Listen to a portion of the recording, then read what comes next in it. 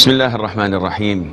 الحمد لله رب العالمين، وصلى الله وسلم وبارك على عبده ورسوله الأمين نبينا محمد وعلى آله وصحبه أجمعين.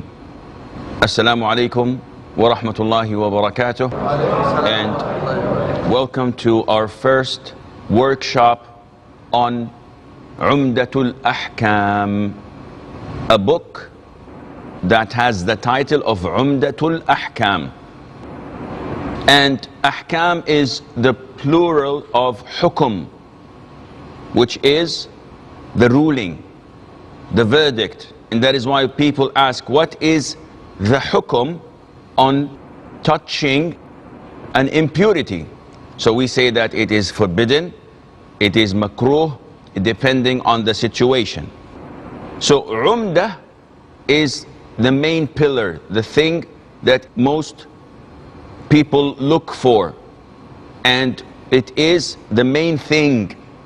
So Umdatul Ahkam is a book compiled by Abu Muhammad Abdul Ghani al-Jama'ili al-Maqdisi. Sometimes they call him Ibn Qudam al-Maqdisi. And this causes a confusion because there are a number of scholars, great scholars, with the name of Ibn Qudam al-Maqdisi. And that is why they sometimes confuse this scholar with the compiler of the book known as Al-Mughni, which is one of the greatest and largest and most informative books of fiqh, especially on comparative fiqh, though the compiler or though the author was following the Hanbali madhab, and both were Hanbalis. Nevertheless, Umdatul Ahkam has great value. And why is that? First of all, it's 400 plus hadith. And what does that mean? It means that it is purely hadith. It is purely the sunnah of the Prophet ﷺ. And this makes it far easier for us to relate to the hukum, to the ruling, to the verdict. I don't have to say this was backed by Imam so-and-so or Imam so-and-so. I'm taking it from the source, from the Quran and from the Sunnah. And that is why the easiest way to give fatwa is to quote a Quranic verse or a hadith. You don't dispute. Some people ask me, what's the ruling on a woman traveling without a mahram? I don't have to say scholar so-and-so and scholar so-and-so said. All what I have to do is, it is reported in the Sahih that the Prophet said, ﷺ, it is not lawful for a woman who believes in Allah and the Day of Judgment to travel without a mahram. That the person asking the question says, yes, but Sheikh, so-and-so says so-and-so. I have no comment. I'm telling you, this is what the Prophet said, ﷺ. Are you looking for someone else? Therefore, this hadith gives you power because it directs you, and it directs your thinking into what or how you should address questions regarding halal and haram, which means that this book is in the field of fiqh, and fiqh is jurisprudence. So it tells us the rulings, halal, haram, permissible, prohibited, how to do forms of worship, how to have different acts of transactions. This is fiqh.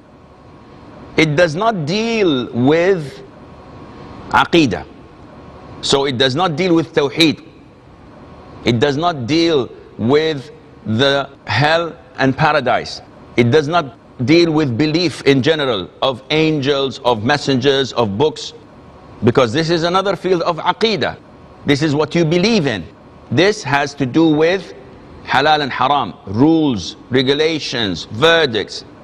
It does not also deal with the Quran and the interpretation or the commentary on the Quran.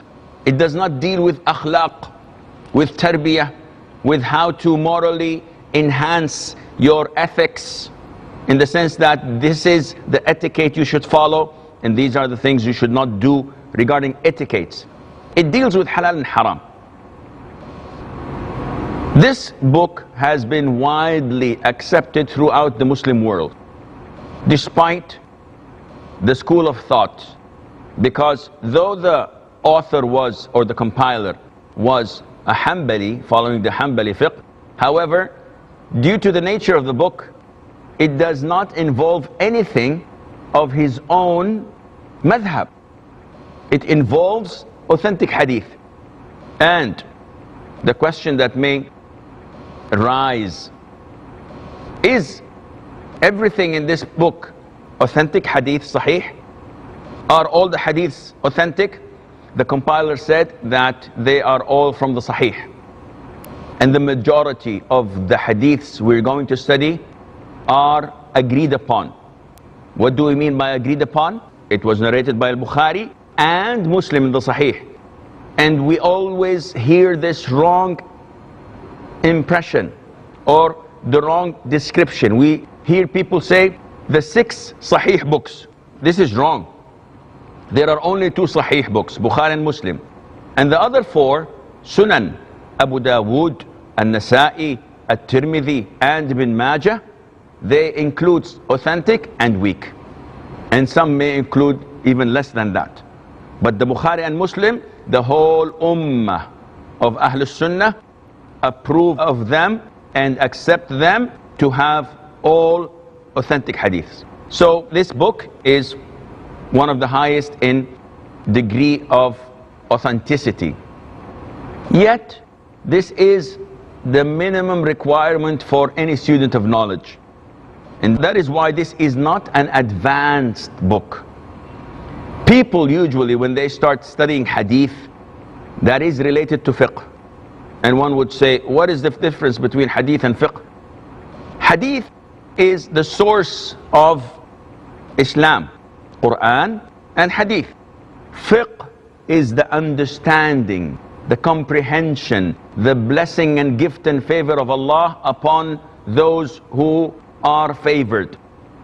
The Prophet said, alayhi salatu wasalam, whomever Allah wills him good, Allah would grant him the fiqh in Islam, in religion. So if you see someone who has this understanding, this comprehension, not only that, plus practice, then this is a person whom Allah Azza wa Jal has favored, whom Allah Azza wa Jal willed goodness for him. And if you see a Muslim who's rich, who's famous, but he is ignorant, he doesn't know the deen, then you know that Allah did not will good for that person. Now, scholars differed in the way they acquire knowledge. Some of them focused only on fiqh. So they collected the opinion of Abdullah ibn al-Mubarak, Sufyan ibn Uyayna, or Qatada, or Ikrimah, or Mujahid, or the companions, Ibn Abbas on one school, Ibn Umar on the other school, and all the 7 fuqaha, jurors of Medina. They differed, but these people who concentrated on fiqh collected everything. And they had a vast, huge amount of knowledge. However, there is a lot of dispute and differences in these information they collected. And without the test, without the equation that we can filter this information, we will have a lot of trouble. And that is why Allah tells us, if you dispute in anything, what you do? Refer it back to Allah and to His Messenger. Meaning, refer it back to the Quran and the Sunnah. Otherwise, we will be in trouble. Why? Because what's the ruling on drinking? School A says haram. School B says halal. School C says makruh, not recommended. School D says it is highly recommended. I'm lost. What to do? Allah says, if you dispute, refer to the Quran and Sunnah. Let me cross-examine and know whether it is halal or haram, or recommended or not recommended. Now, without the knowledge of hadith, you're unable to do this. Because I can give you 100 hadiths, and you can get all the fiqh, all the rulings from them. But if they're all weak or fabricated, then you're building your religion on fabricated things. And that is why without the knowledge of hadith, you will always find it difficult to know Islam properly.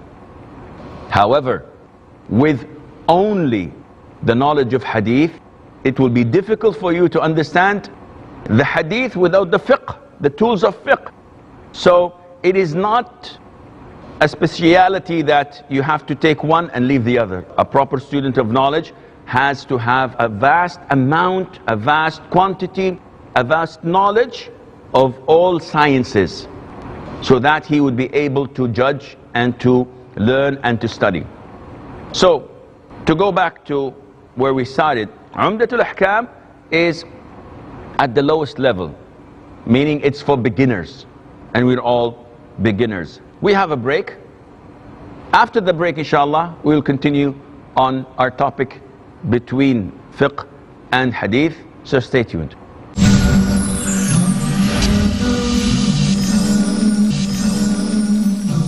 Assalamu alaikum and welcome back.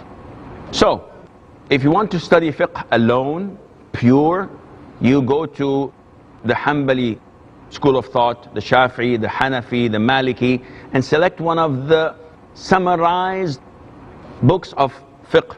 It tells you water is divided into 3 parts: tahur, tahir, najis, and they move on without mentioning to you where did they get this from, what's the evidence behind it. They only tell you that this is halal, haram, and move on. But this is not the right way of studying fiqh. Though it is one part for a beginner, it's good that he goes through one school of thought summarized book.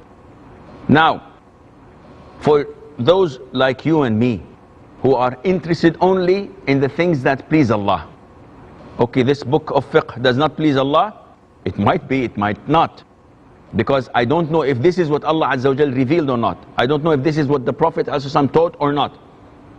I believe that 80% of it is authentic, it's right, but 20% may not be based on authentic evidence. So they follow another school of thought, and that is the school of thought of hadith. And this school of thought, definitely all the scholars, the great scholars, they are followers of a particular madhab, but they do not let their madhab come first. They let the Quran and Sunnah come first, following it through the guidelines of their madhab. And this hadith or this book is an illustration. If you open the book, you'll find that it's 420 plus hadiths, and it's all based under chapters. What do you mean by chapters? Fiqh is based under chapters. Hadith usually is based under either chapters of fiqh or narrators. So like the books of Musnadul Imam Ahmad, it's divided into narrators. So you have the Musnad of Abu Bakr, the Musnad of Umar, all the hadiths that Umar narrated, it's in one chapter. Then he moves to Abu Hurairah, then you have Aisha, you have Anas. So regardless whether it's on fiqhi subjects or not, no. But this is what he narrated, may Allah be pleased with him, the companion. In the books of fiqh based on hadith, no. They all begin with purity. They all begin with water, the types of water, utensils, because this is what you carry water in, and then they move into the second pillar of Islam, which is salat, prayer. So why did they start with water? Why did they start with utensils? Why did they start with water, skins, types of skins? Because at the time the water containers were made of what? Skin. So what kind of skin is permissible for me to put water? And what is the use of that? Because this is related to the second pillar. The first pillar deals with aqeedah. It's not our topic. Al-kalima, the kalima, deals with the books of aqeedah. Here we focus on fiqh. So we begin with tahara. And this includes menses of women, menstruation. And this includes wudu, includes ghusl, includes purifying your clothes, your body, after answering the call of nature. How do you purify yourself? All of this is an introduction to prayer. Then they move to prayer, the second pillar of Islam. And they talk about the 5 prayers. They talk about the voluntary prayers. They talk about the prayers that are the Eidain, the Kusuf, the eclipse, asking Allah for water. And before all of that, they talk about timings, mawaqit. How do I know that the time of the prayer starts now or later? You have to identify this. And they go on until they finish everything related to prayer. How to pray it, prayer in congregation, forgetfulness, sujood, prostration, and a lot of things. Then they move to the third, fourth, and fifth pillars of Islam regarding fasting, zakat, and hajj. After we finish, which is the most important thing for us to learn. Why? Because Allah created us to do what? To do what? To worship Him. وَمَا خَلَقْتُ الْجِنَّ وَالْإِنسَ إِلَّا لِيَعْبُدُونَ. I have not, Allah says, created the jinn and the humans except to worship me. This is His command. Some may worship Him, some may not. Those who worship Him will go to paradise, those who refuse will go to hell. So the book that deals with the 5 pillars of Islam is called the book of ibadat. Not that anything else is not part of worshipping Allah, but they're calling the forms of worship, the pillars of Islam, to be forms of worship. And then they move on to the book of transactions, al-mu'amalat. These are the categorization of fiqh books. And they start usually with buyur, sales. What is permissible for you to sell? What is not permissible for you to sell? What is haram to deal with, such as riba, such as najash, and we will go to all of this inshallah.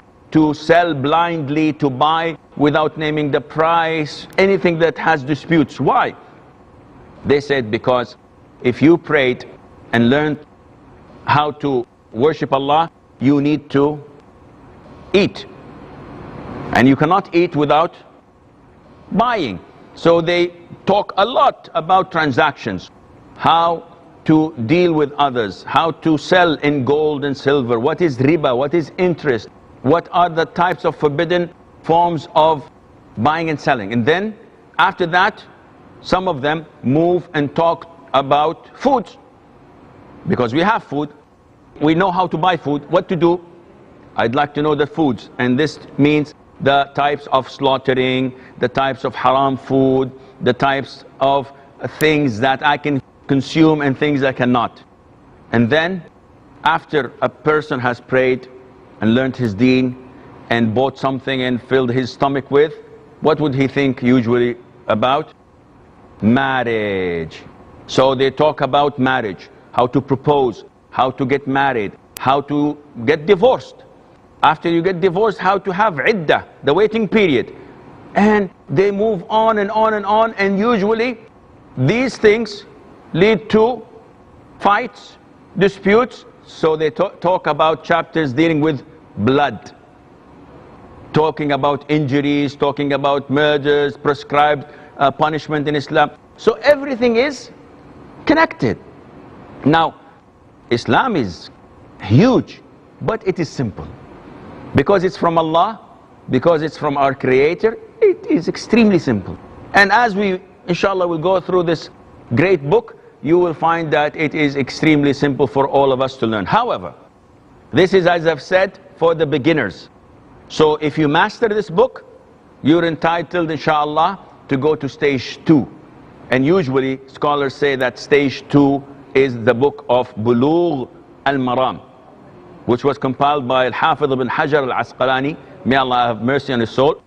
See, the beauty of hadith and the beauty of fiqh and the beauty of knowledge to students of knowledge is that the more knowledgeable they are, the more appreciative they are to the other schools of thought and respectful they are to the other scholars. We have a few minutes left, so we open the floor for any question related to the topic, inshallah, or a little bit off the topic is no problem. If I have the answer, I will answer it, inshallah. If I don't, I'll simply say Allahu A'lam. So who would like to go for the first question. Yes, brother. Sheikh, you mentioned that those ahadith that which deal with halal and haram, that is the jurisprudence, does not include the adab. So, is that the case that the adab, the manners, does not include the halal and the haram adab? Well, the halal and haram adabs definitely have to be mentioned there. For example, one would say, eating with my left hand or drinking with my left hand. What's the ruling on that? It's halal or haram? The majority say it is makruh. And the most authentic opinion, it is forbidden.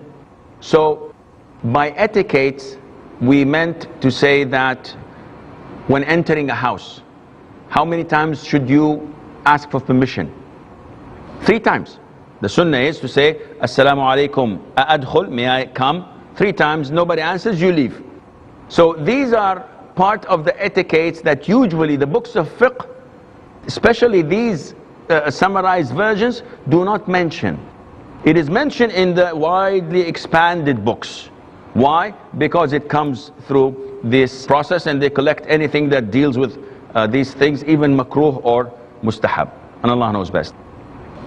Yes, brother. Assalamu alaikum, Sheikh. Assalamu Sheikh, as you said that we should respect the scholars who have difference of opinion, but how to deal with those people who say that even after we show them a hadith, they say, no, our school of thought says this, our school of thought says that.